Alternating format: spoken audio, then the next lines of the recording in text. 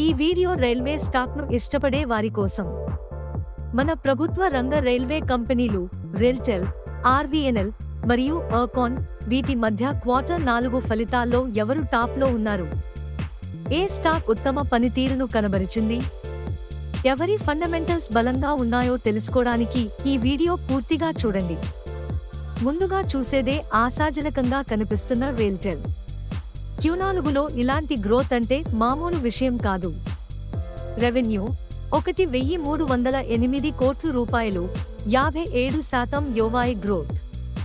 Net profit 113.4 కోట్ల రూపాయలు, 46.3% పెరుగుదల. EBITDA margin 13.73%. ROE 16.5%, ROS 21.8% అంటే capital utilisation top class.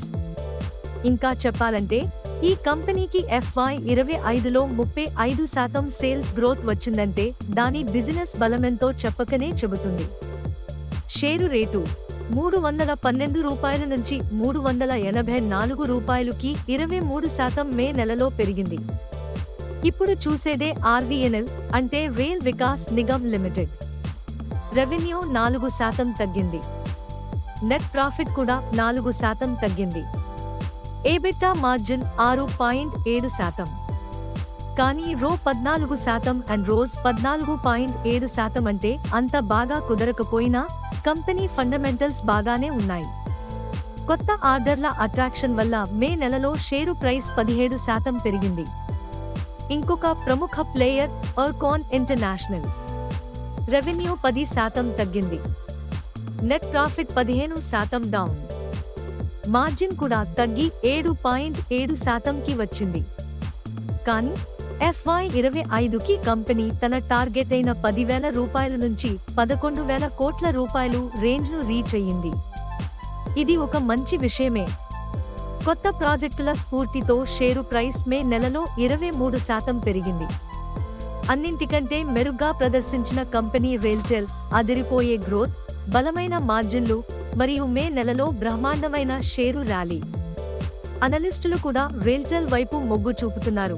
Telecom, digital infra రంగాల్లో దాని ప్రెజెన్స్ భారీగా పెరుగుతోంది. ఆర్వీఎన్ఎల్ అండ్ ఎర్కాన్ Q4లో కాస్త వెనకబడ్డాయి. వాటి ఫండమెంటల్స్ స్టేబుల్గా ఉన్నాయి. కొత్త ప్రాజెక్టులతో వీటికి తిరిగి కోలుకునే ఛాన్స్ ఉంది.